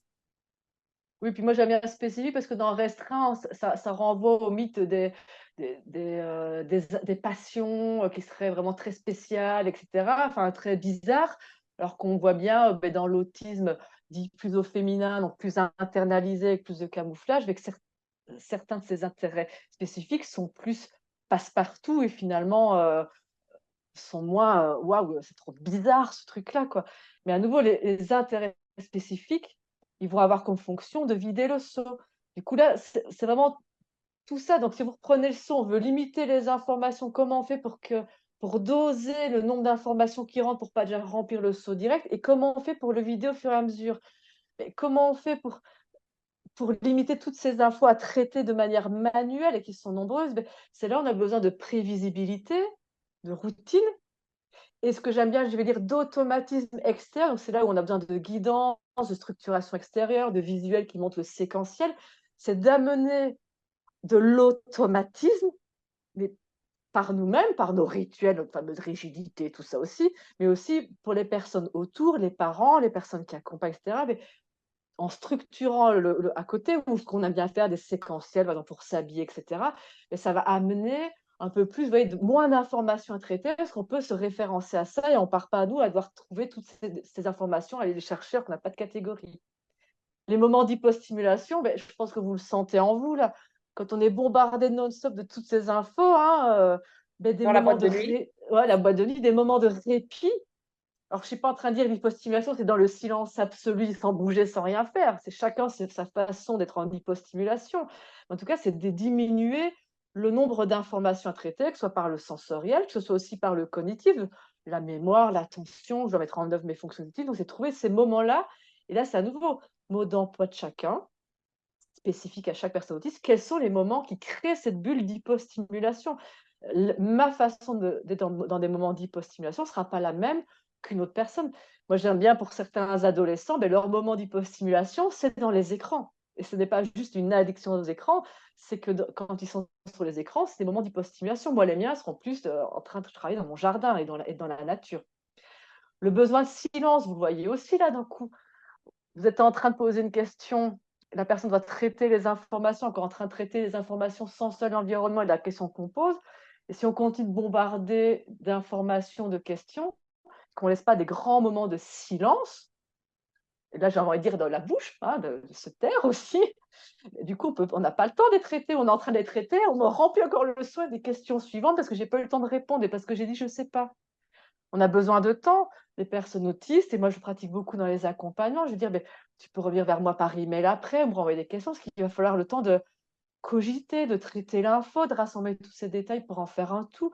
Il faut donner le temps, et donc parfois, quand on pose une question, on ne peut pas y répondre maintenant, ou on ne sait pas, on va être opposant parce que laissez-nous le temps de procéder. Oui, parce qu'en fait, il y a la croyance, si la personne dit ne sait pas, la personne se dit j'ai dû pas être clair ou c'est pas. Donc la personne, elle se dit, comme elle répond pas tout de suite, on rajoute soit une information, donc un détail, Mm. soit on rajoute une autre question. Qu'est-ce que tu veux manger? Est-ce que tu veux manger froid? Ou tu veux plutôt machin? Nanana. Et en fait, si on avait juste dit à la limite, qu'est-ce que tu veux manger et qu'on se serait tu, ce qui est très dur, hein, Mm. et qu'on attendait même une minute, probablement, on a plus de chances. Et moi, j'ai testé des trucs comme ça, où je pose une question et je me tais, ce qui est pour moi extrêmement difficile, je précise. Eh bien, ça vaut vachement la peine, parce que Mm. d'attendre 1, 2, 3 minutes, ça me semble, l'éternité, c'est affreux, mais c'est là où j'ai eu des réponses. Et parfois, on doit parfois poser des questions ouvertes, on ne peut pas toujours poser des questions fermées. Et parfois, attendre et faire cet effort de se dire, OK, je fais autre chose, j'attends, je reste là, je me tais, eh ben, ça vaut la peine. Donc, Mm. ça a l'air un tout petit truc, mais en fait, ça a un effet incroyable. Oui, puis là, après, si ça ne fonctionne pas, que c'est pas assez, c'est là on peut mettre en place la guidance, de dire, ben, Voilà. je pose une question, je vais laisser le temps de la personne de traiter et de répondre à la question, mais peut-être comme elle va peut-être quand même se perdre là-dedans, et du coup de laisser la question de manière visuelle ou de l'envoyer sur Discord ou par texto pour que la personne elle l'ait quand même à l'écrit, qu'elle l'oublie pas, ou peut-être de déjà faire des propositions si la personne c'est vraiment pas possible qu'elle décide, parce que faire des choix c'est pas toujours facile, mais proposer 2 ou 3 choix. Mais donc là, on va rentrer dans essai-erreur pour voir comment on fait dans ce silence, dans ce besoin de temps pour guider. J'avance, ça a sonné son minuteur, je vois bien. On a répondu pour les stéréotypies. Besoin sensoriel, mais c'est aussi là où on a besoin d'hypostimulation pour vider le seau. Mais on peut aussi parfois être en recherche de certaines sensorialités qui vont nous faire du bien pour vider le seau. Que ce soit une odeur, que ce soit une couverture lestée, que ce soit un petit fidget. Et moi, je pense à certains de mes suivis où dès qu'il faut vider les seaux, de toute façon, ça va se voir. Ils vont être très. Je pense à un, il se transforme en grenouille, là, il saute partout. Le système vestibulaire, il faut qu'il le stimule. Mais du coup, on va lui permettre de jouer avec des balles ou d'être sur son petit trampoline. Et ça, en fait, ça va permettre de vider le seau. Parce que parfois, certaines sensations sensorielles vont permettre de vider le seau. Vous comprendrez donc d'un coup, tout ce que je dis devrait faire sens d'un coup. Hein, c'est besoin d'une communication claire, très claire, précise, pas trop de fioritures autour, concrète, une information à la fois, hein, par poser 1000 questions en même temps. Pas parler trop vite. Voilà, le besoin de cohérence dans toutes ces informations, parce que parfois on n'est pas très cohérent. Les autistes ne sont pas toujours très cohérents, mais les autistes ne sont pas très cohérents des fois aussi. Alors du coup, si une fois ça c'est comme ça c'est le contraire, ben, du coup on ne sait pas traiter les infos parce que ça manque de cohérence. Parfois on a besoin de sens aussi pour comprendre, un peu comme une stimulation pour arriver à passer dans le traitement des infos, on a besoin de comprendre le sens de tout ça. Et des choses très simples, mais qui sont tellement importantes et pour tout être humain, hein, dans les 2 sens, le besoin de validation, de reconnaissance, parce que quand on vit tout ça, c'est très violent. En tant que personne autiste, on bug, on surchauffe, on se sent parfois pas bien de réagir comme ça et le besoin d'être validé dans ce qu'on ressent et je parle pas d'émotion, c'est de ressenti même physique là et de reconnaissance, c'est hyper important parce que on n'est pas juste fou, on n'est pas juste bizarre, c'est pas un manque d'effort, c'est pas, «Oui, mais tu fais des caprices». Non, c'est vraiment extrêmement dur et violent à vivre de l'intérieur, ainsi que la valorisation et les encouragements. Ça, ce sera pour conclure, beh, c'est le fameux SAUT qui résume tout ce qu'on s'est dit. Le SAUT, toutes les infos qui rentrent dans les 4 canaux, tout ce que je vous ai dit sur le traitement de l'information, des embouteillages, trop d'informations traitées une par une, de les trier, de les sélectionner, et cetera. Du coup, on essaie de réduire l'entrée et on essaie de vider le seau par là, je vous ai mis des grands principes de l'hypostimulation, répétition, c'est pour dire tout ce qui est stéréotypie, routine, et cetera, les intérêts spécifiques, le sommeil, et cetera. Je pense que je m'arrête là. On a toutes les situations qu'on avait préparées, Alexandre en a déjà parlé, mais on peut revenir après suivant les questions. Oui. Alors, on a plus eu des commentaires que des questions. Ah. Alors, attends.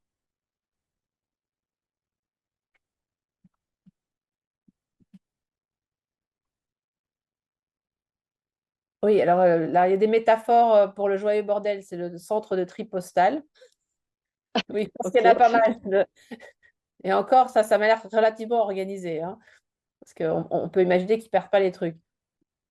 Mais comment est-ce qu'on fait pour percevoir que le seau est plein? Parce que ça, visiblement, ça peut être, ça semble variable. Il y a des jours où c'est possible et des jours où c'est pas possible. Oui, mais ça, sur l'image du seau, c'est là où je vous ai dit que l'image, là, elle n'est pas encore complète, parce qu'il y a plein d'informations que j'ai enlevées pour les construire au fur et à mesure des webinaires.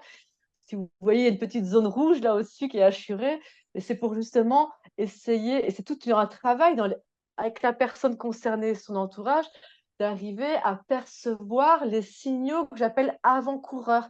Déjà les petits signaux, mais qu'il faut percevoir, et même parfois la personne autiste ne perçoit pas d'elle-même, hein, ça dépend des fois, qui annonce que le seau est très rempli. Alors, j'ai envie de vous renvoyer à ma page Facebook, je crois que j'ai publié ça il y a moins d'une semaine, plein de signaux possibles où j'ai mis surtout les miens. Moi, les miens, ça va être, je suis encore plus irritable que d'habitude. Des choses sensorielles sont plus insupportables que d'habitude. Je vais bien donner un exemple simple. Mon compagnon, il traîne des pieds à la maison avec ses pantoufles. Mais, suivant le niveau de mon saut, j'arrive à faire avec. Ou il y a des fois, j'ai envie de lui sauter dessus, lui couper les pieds pour dire stop, ça, c'est plus possible, quoi. Euh, Ça va être aussi, chez moi, ça va être mes fonctions exécutives. Normalement, elles sont pas trop mauvaises, j'arrive à bien les organiser pour cuisiner, mais des fois, je me transforme en Gaston Lagaffe, il n'y a plus rien qui va. Donc, on a tous des signaux avant-coureurs, et qu'il faut vraiment apprendre, et peuvent être très différents. On va avoir l'augmentation des stéréotypies aussi. Il y a des signaux, parfois, je sais que sur un que j'ai publié, que beaucoup de gens ne connaissaient pas. Moi, j'appelle ça le froid des os. C'est quand j'ai froid alors qu'il fait chaud, et que normalement, j'ai pas froid, mais il y a rien qui va me réchauffer, c'est je grelotte et je tremble. Et du coup, ça, c'est un des gros signaux avant-coureurs que je suis en état de surcharge. Et en fait, c'est vraiment ces signaux-là qui sont pour moi le plus important, parce que c'est là où on peut vite agir en prévention, parce qu'une fois que le seau déborde, ça, on le verra, on n'a plus grand-chose à faire. Une fois que c'est la crise, c'est la crise, quoi. Mais du coup, ça revient toujours à cette idée que la personne extérieure, elle peut aider, comme un parent lambda perçoit assez vite quand un petit enfant a faim, hein, c'est un exemple assez simple. Mhm. Et je pense qu'il faut juste appliquer la même logique en se disant, bah, tiens, là, je reconnais ce pattern ou ce schéma, et parfois peut-être déjà se charger de le faire, et puis progressivement transférer cette compétence à la personne. Mais ça Ouais, demande c'est ça. évidemment tout un travail. Oui, puis c'est vraiment le travail de décryptage, hein. Moi, je pourrais donner des exemples simples. Genre, mon interoception au huitième sens, c'est vraiment hypo. Je ressens quasiment jamais la faim. Je sais pas ce que c'est que d'avoir faim. Mais quand vraiment je ne mange pas parce que j'oublie totalement et que je rate mes routines et que je ne mange pas pendant 2 jours ou trois, c'est plutôt à partir de 3 jours que je vais commencer à le sentir. Mais je ne sentirai toujours pas la faim, mais je deviendrai irritable. Oui. Ça va se mettre dans mes émotions. Même chose, la douleur. La première fois que j'étais voir mon médecin généraliste en Ardèche, quand j'en ai trouvé un, je suis arrivée chez elle, c'était un sketch. Je lui ai dit: «Je sais que je suis malade, je n'ai pas mal, je ne ressens pas de douleur, mais je sens que ça ne va pas parce que je sens, je suis fatiguée, épuisée, je suis irritable plus, augmentation de mes stéréotypies». Mais je ne pouvais pas répondre à la question: «Où est-ce que j'ai mal?» Et Donc c'est ça, vraiment toujours ce travail de décodage, quoi. Et ça, je trouve que c'est intéressant ton exemple parce qu'il y a toujours cette idée qu'il faut apprendre les émotions aux personnes autistes. Le problème, c'est qu'on leur apprend les émotions comme des neurotypiques. Mm. La colère, c'est le truc où tu es fâché. Et ils te regardent en quoi? Alors Ouais. que si on rentre par le détail de la colère, c'est le truc où tu as chaud, tu as l'impression que tu veux bouger, que tu as envie de taper dans quelque chose ou que toutes tes idées commencent à se... Je ne sais pas, hein, Mm. j'invente, mais de rentrer justement par le détail et de lui dire, ah bah ça, c'est la colère pour toi, Mm. c'est vachement plus aidant que de leur apprendre les pictos. Alors, c'est pas inutile de leur apprendre les pictos, mais en fait, pour eux, c'est genre, OK, moi, je sais que j'ai des enfants, ils étaient ultra forts en théorie, hein, mais ultra forts. On peut leur montrer n'importe quelles émotions, ils peuvent vous dire, ah, mais de reconnaître dans le contexte, bah, ça nécessite de pouvoir reconnaître tous les symptômes, en fait. Mm. Donc, c'est toujours ce que tu dis, c'est au lieu de passer sur le concept, c'est de rentrer sur le détail ou les symptômes. C'est comment on sait Ouais. qu'on est triste, à quoi on le voit dans son corps, à quoi on le voit dans ce qu'on pense, à quoi on Mm. le voit dans ce qu'on ressent physiquement. Et ça, c'est Ouais, ouais. vachement utile même pour les neurotypiques, hein, c'est toujours utile pour tout le monde. Mais ça devrait être comme ça. Quand je dis qu'il faudrait faire un mode d'emploi, en fait, même pour tout le monde, on devrait faire ça, mais c'est vraiment faire le mode d'emploi de c'est quoi la colère chez toi en tant que personne autiste? Parce que quand on placarde un peu les grands schémas de comment on ressent la colère, moi, je fais OK, la théorie, je la comprends, mais je ne la sens pas concrètement. Parce que vu que mon interoception fait que je ne ressens pas beaucoup de choses physiquement sur ça, alors du coup, à dire que colère, des sensations comme ça dans le ventre, de chaleur, machin, mais comme je ne perçois pas ces signaux-là, alors du coup, c'est que je ne serai jamais en colère. Si, je suis Non, mais c'est souvent en ça. colère. Mais après, il faut différencier. Moi, j'aime dire la colère un peu standard de tout être humain, de quand on croit que je suis en colère, mais que je ne suis pas en colère, c'est juste ma rigidité, parce que je me sens menacée, ou c'est de l'anxiété, ou c'est parce qu'en fait, j'ai faim et que je ne suis pas du tout en colère, mais vu l'extérieur, on dirait que je suis en colère. Oui, mais ça recoupe bien avec le thème des crises parce qu'on attribue beaucoup, beaucoup, beaucoup de colère aux personnes autistes, alors qu'en fait, moi, je pense que c'est enfin, c'est pas plus peut-être qu'une autre personne, c'est juste que ça ressemble. Tout est mis sur un truc qui ressemble à la colère et à l'intérieur, il y a énormément de causes différentes. Et donc, ça montre que les solutions Ouais. doivent être distinctes. Mais ça, c'est un spoiler. Ouais.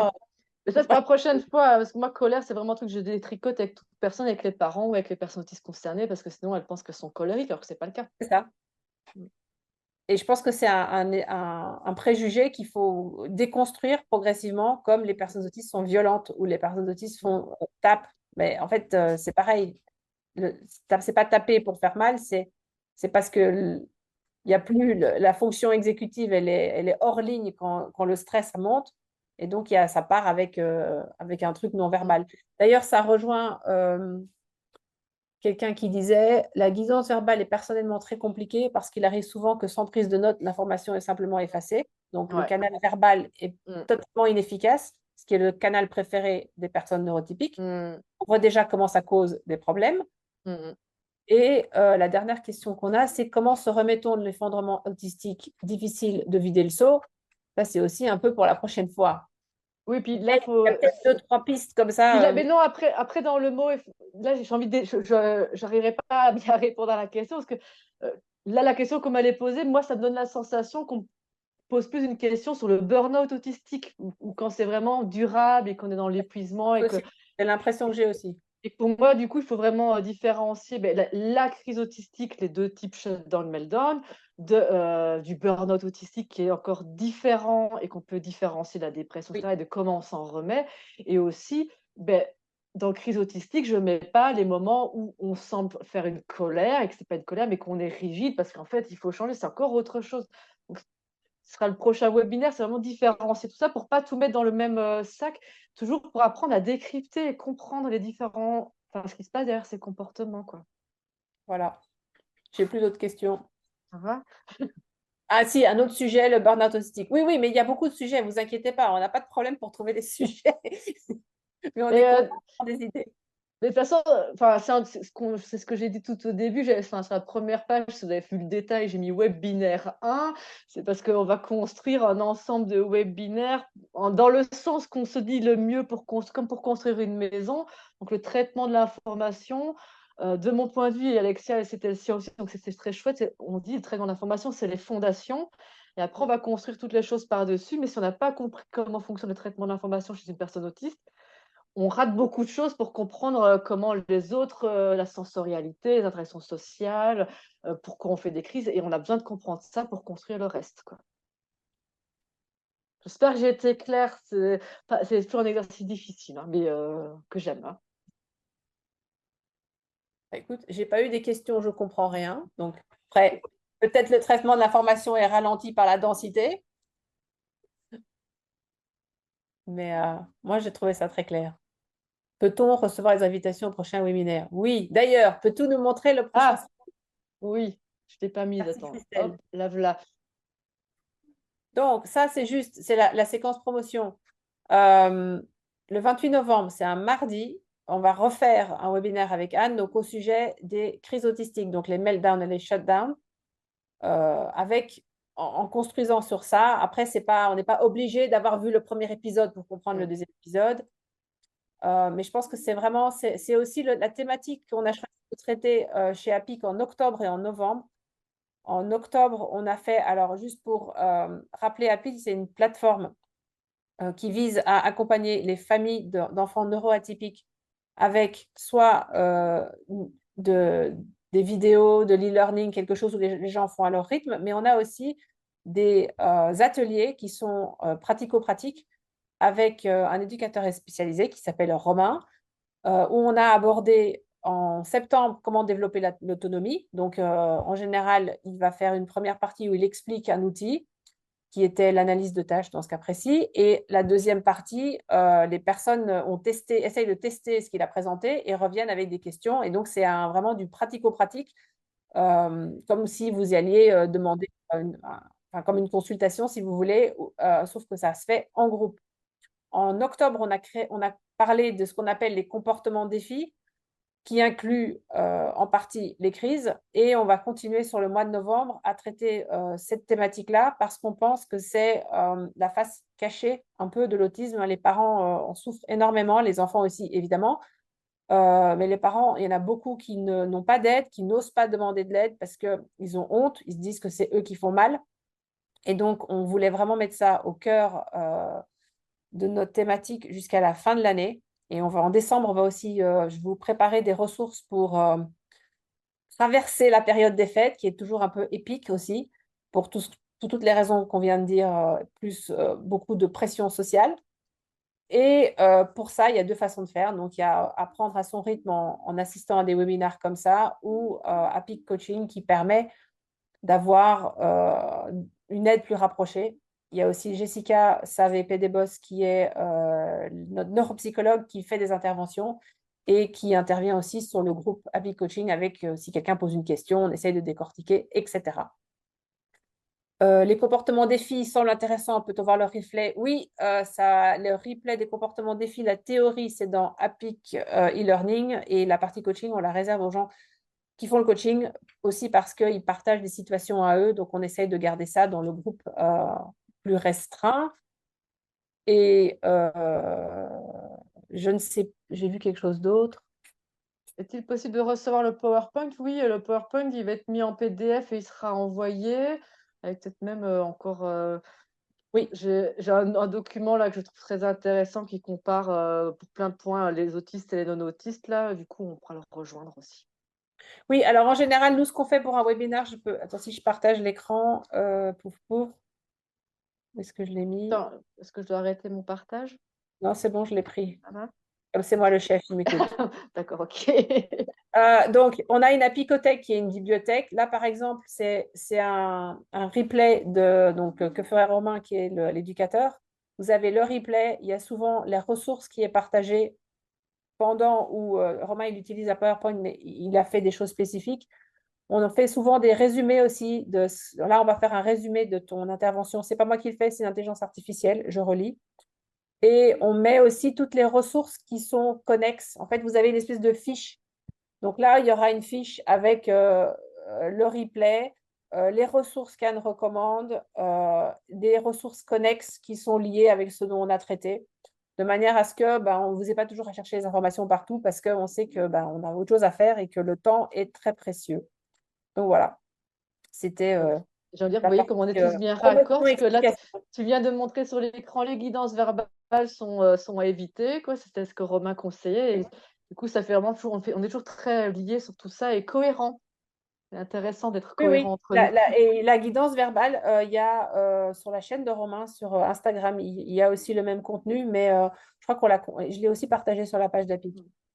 L'idée, c'est que il y a la consigne et la guidance. La consigne, c'est de dire va te brosser les dents, et la guidance, c'est de dire prends ta brosse à dents, prends le dentifrice, enlève le bouchon. Et donc, c'est de remplacer toutes ces étapes qui sont guidées par la voix par de la guidance gestuelle ou avec des images, parce qu'on peut l'estomper, c'est-à-dire qu'on peut l'enlever, alors que si on le fait par la voix, on ne peut pas dire prends, et puis voilà, enfin, ça ne marche pas, hein. Et donc, c'est aussi beaucoup plus facile d'apporter de l'aide, et c'est moins fatigant même pour la personne qui aide. Parce que c'est genre, si vous donnez la brosse à dents à l'enfant, a priori, à un moment, il comprend. Enfin, il faut y arriver à cette situation, mais après, ça devient automatique, et ça passe pas par la zone du traitement verbal, et ça passe par une zone qui fonctionne plus rapidement, en fait. Mais bon, ça, c'est du détail. Cool. Eh bien, il est 28. Donc, si vous avez encore une question, vous avez 1 minute pour la poser. Mais je crois qu'on n'en a plus. C'est magnifique, vous êtes saturés, c'est parfait. Vous aurez le replay probablement d'ici samedi dans votre boîte mail. Oui, parce qu'on est jeudi. Et vous êtes le bienvenu sur le groupe Facebook et dans les autres choses si ça vous intéresse. Bonne soirée à vous et merci Anne. Beaucoup, beaucoup. Au revoir.